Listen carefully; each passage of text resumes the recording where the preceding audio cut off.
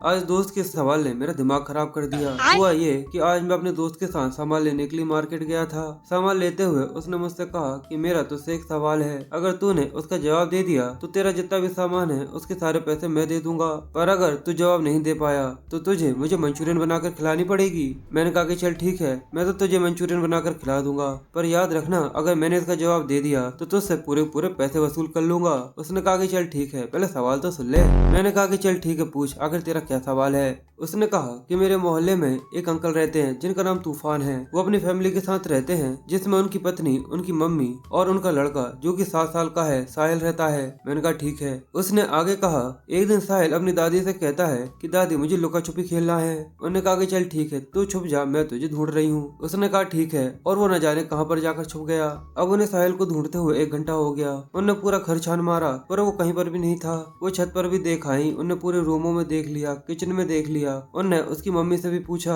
कि तूने साहिल को देखा है। उन्होंने कहा कि नहीं, मुझे नहीं पता। जिसके बाद वो तूफान के पास गई, अपने लड़के के पास। उन्होंने कहा तुमने साहिल को देखा है? तो उन्होंने कहा कि नहीं, यहीं कहीं होगा, देख लो। किसी को भी नहीं पता था कि साहिल आखिर कहाँ चला गया। अब देखते देखते 2 घंटे हो गए, 3 घंटे हो गए। वो सबके सब परेशान होने लगे कि आखिर साहिल चला कहाँ गया। पूरा पूरा परिवार परेशान हो गया। साहिल के पापा पड़ोसियों के पास पूछने के लिए चले जाते हैं, शायद कहीं पर वो उनके घर तो नहीं। पर वहीं दूसरी तरफ घर पर दादी को पलंग पेटी में से अजीब सी खुड़खुड़ाने की आवाज आने लगती है। इसलिए वो जैसे खोलकर चेक करती हैं तो दिखता है कि साहिल तो वहाँ पर घोड़े बेचकर सो रहा था। अब तो मुझे ये बता कि आखिर वो तूफान को कैसे बताएंगी कि उनका लड़का मिल गया है। मैंने कहा कि ये किस तरीके का सवाल है, सीधी सी बात है, वो कॉल कर देंगी। उसने कहा कि नहीं, ऐसा नहीं है। मैंने कहा तो फिर वो किसी को भिजा देंगी। उसने कहा नहीं यार, ऐसा भी नहीं है, कुछ और सोच। अब बहुत देर तक सोचने के बाद परेशान होते हुए मैंने कहा कि नहीं यार भाई, मुझे नहीं पता। वो कह रहा है सोच ले, मंचूरियन खिलानी पड़ेगी। मैंने कहा हाँ चल, मैं खिला दूंगा, तू बता। तो उसने कहा भाई बहुत सिंपल है, वो जाकर साहिल की मम्मी से कहेंगी, जाके तूफान से कह दो मिल